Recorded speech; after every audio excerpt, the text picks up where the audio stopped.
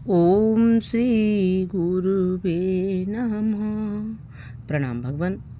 मैं अमृत का सागर ब्रह्म विद्या का अद्भुत ग्रंथ परम पूज्य स्वामी निरंजन देव जी महाराज का, और आज का शीर्षक है देवराज इंद्र तथा काशीराज प्रतरदन संवाद। कौशितकी उपनिषद।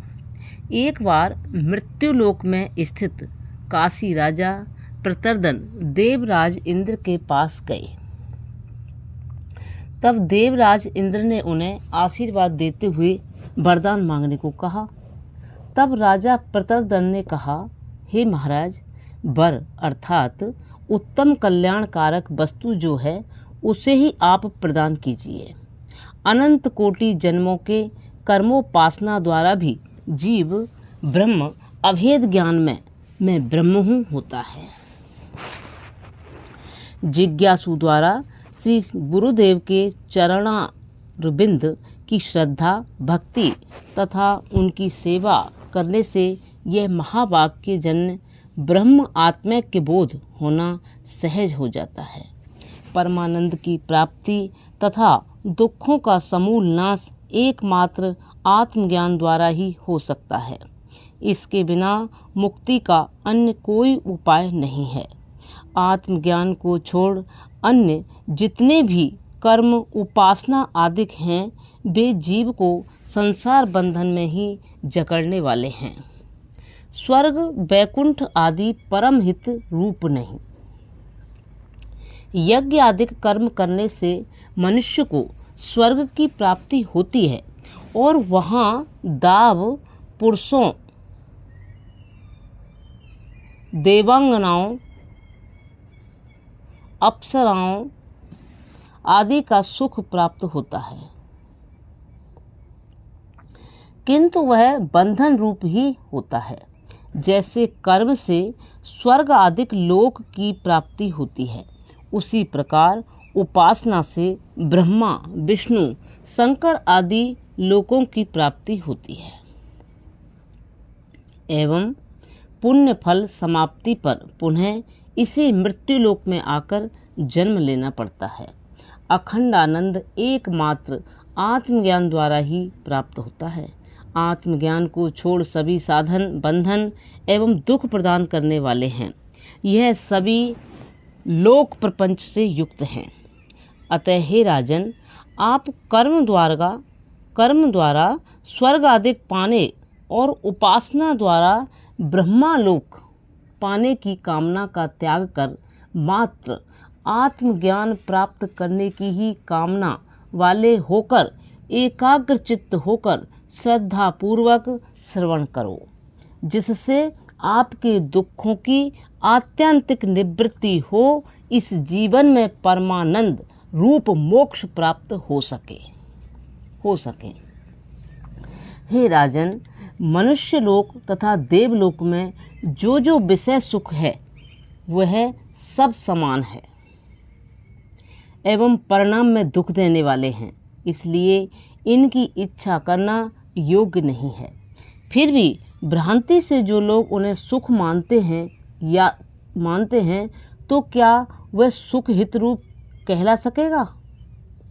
इस देव सुख से हित से आगे बढ़े तो वैराग्य इनसे भी अधिक हिततर है। इस देव सुख से हित से आगे बढ़े तो वैराग्य इनसे भी अधिक हिततर है। एवं आत्मज्ञान तो सर्व में हिततम है। विषयों में वैराग्य दृष्टि होते ही विषयों के लिए दीनता दूर हो जाती है। फिर उसे आत्मज्ञान की रुचि होने लगती है, जिसे प्राप्त कर वह परमानंद को प्राप्त हो जाता है।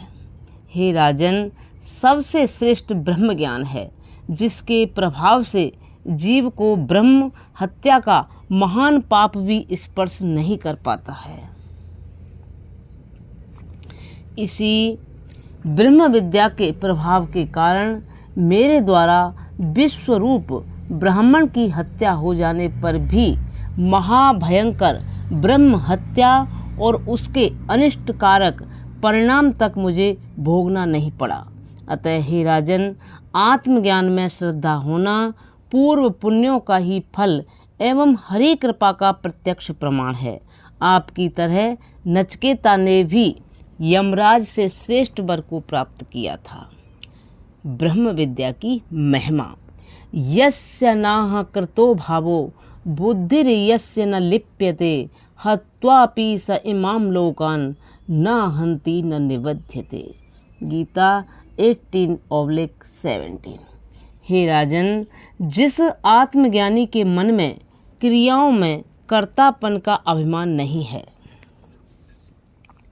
और जिसकी बुद्धि कहीं भी लिप्त नहीं होती, ऐसा पुरुष प्रारब्ध अनुसार मन, वचन तथा कर्म द्वारा मातृवध, पितृवध, गुरुवध, गौवध, यहाँ तक कि सारे जगत की हत्या कर दे तो भी तत्वज्ञानी किंचित भी पाप से नहीं बंधता है।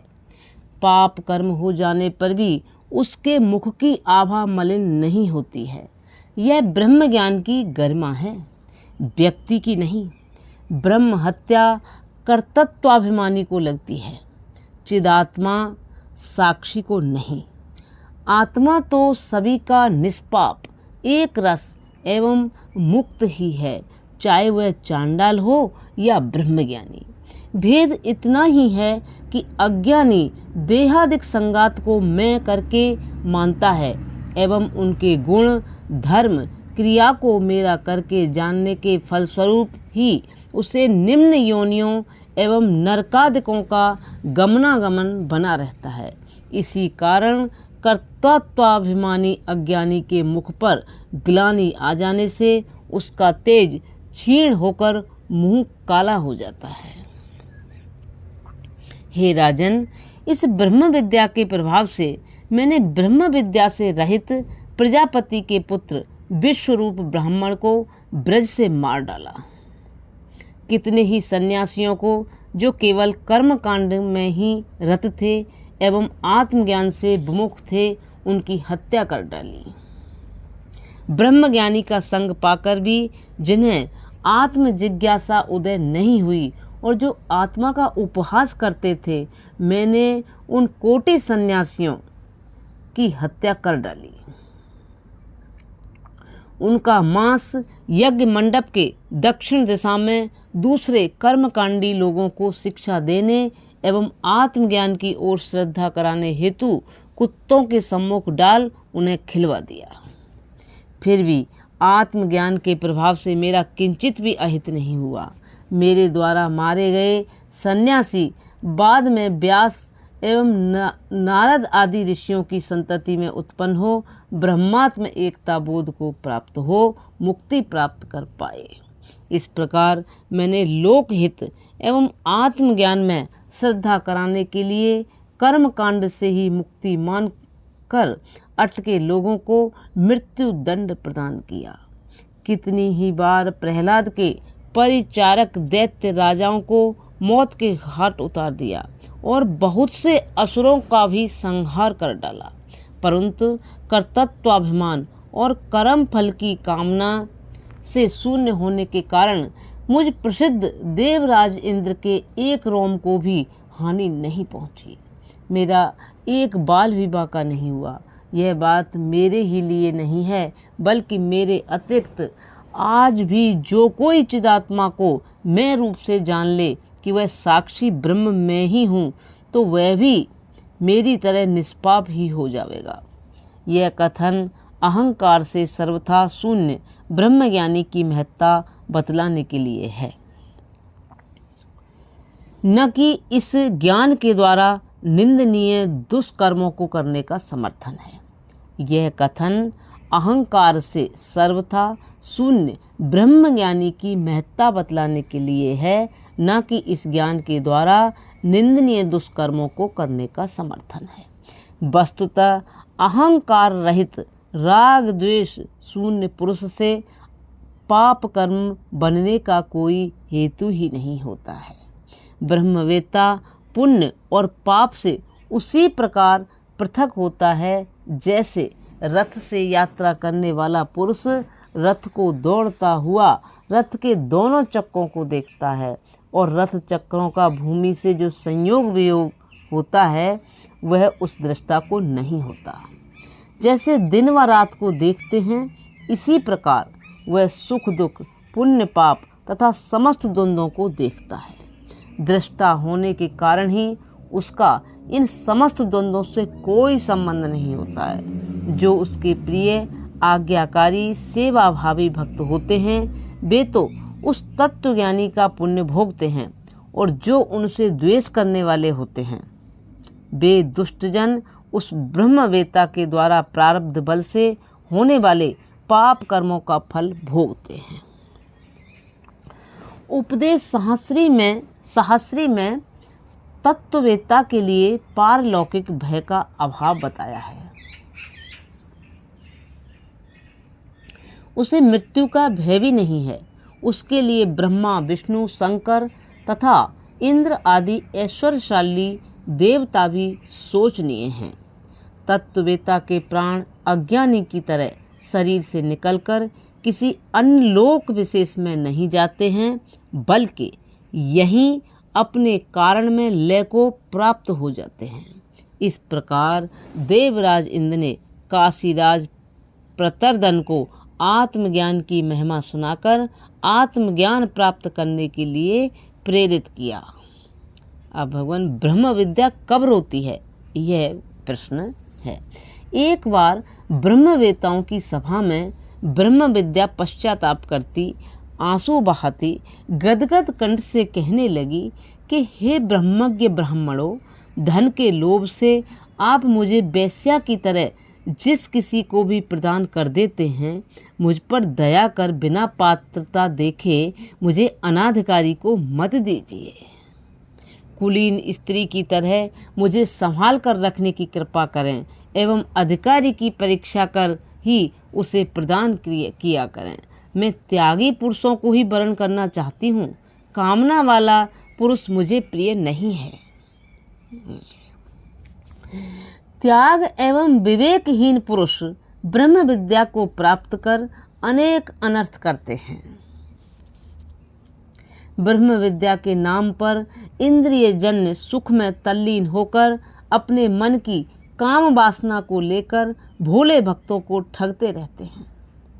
साधु वेशधारी दुष्ट चांडाल लोग कुलीन बधुओं की इज्जत लूट व्यभिचार करते हैं। श्रद्धावान लोगों का धन तन मन हरण करते रहते हैं। अतः जो ईश्वर पर विश्वास करने वाला न हो, आत्मज्ञान में प्रीति करने वाला न हो, ब्रह्म आत्मा की एकता का ज्ञान जिन्हें अच्छा न लगता हो, जो आचार्य सेवा एवं माता पिता की सेवा से रहित हो, जो सम दम विवेक तथा वैराग्यवान न हो, उसे तो कदापि नहीं देना चाहिए। हाँ, इससे अन्य वैराग्यवान मुमुक्षुजनों को अवश्य प्रदान करना चाहिए। परमानंद प्रदान करने वाली इस ब्रह्म विद्या रूप कन्या का दान सतपात्र में ही करें। अपात्र को देने से लोक परलोक दोनों का एवं ब्रह्म विद्या तथा ब्रह्मवेत्ता गुरु दोनों का ही आश्रय होता है। मुझे गुणहीन को प्रदान करने से मैं बंध्या स्त्री या फलहीन लता की तरह रह जाऊंगी। हे ब्रह्मवेत्ताओं, आप मेरे लिए कष्ट करके जिज्ञासुओं के अंतःकरण को कर्म उपासना द्वारा शुद्ध एकाग्र कर असत अज्ञान तथा मृत्यु के भ्रम को प्रथम भली प्रकार से हटावें, पश्चात ही सतचित आनंद का बोध प्रदान करें। ब्रह्म विद्या को प्रदान करने वाले अज्ञान अंधकार को मिटाने वाले सद्गुरु माता पिता से भी श्रेष्ठ है। माता पिता से भी श्रेष्ठ है, क्योंकि माता पिता तो जन्म मृत्यु के चक्र में ही जीव को डालते हैं, किंतु गुरु उन्हें जन्म मरण के चक्र से मुक्त करा देता है। इसलिए जो पुरुष दैवी संपदा अमानित्व अदम्भित्व युक्त हो तथा सद्गुरु को परमात्मा रूप जानता हो, उसे ही यह ब्रह्म विद्या प्रदान करना चाहिए। जो गुरु बिना पात्र देखे अनाधिकारी को ब्रह्म विद्या धन के लोभवश प्रदान करते हैं, वह अधम गुरु अपने सहित शिष्य की अधोगति कराने वाले हैं। अंतवंत क्षत्रियते जयन्ति लोकांजनः कर्मणा निर्मितेन ज्ञानेन वा द्वांस्तेजं तेजः अभ्येति नित्यं न विद्यते यन्यथा तस्य पंथा। महाभारत के उद्योग पर्व से भगवान। हे क्षत्रिय, वे कर्मपरायण लोग तो अपने किए हुए यज्ञ दान आदि कर्म द्वारा नाशवान लोगों को ही प्राप्त होते हैं, किंतु ज्ञान के द्वारा विद्वान आत्मज्ञानी महापुरुष नित्य प्रकाश स्वरूप ब्रह्म मोक्ष को प्राप्त होते हैं। इसके सिवा उसका अन्य मार्ग नहीं है। यह एवं वेदाहम ब्रह्मास्मि इति सह इदं सर्वं भवति। जो ऐसा जानता है कि मैं सामान्य चेतन ब्रह्म हूँ, वह यह सब लोक भोग एवं लोभ हो जाता है। वह सब लोक भोग एवं लोभ हो जाता है। उनके लिए फिर कुछ ही अनदेखा व अप्राप्त सा नहीं रहता। प्रणाम भगवान। अब यहाँ से आगे कल लेंगे नेक्स्ट। ओम शांति शांति शांति। प्रणाम।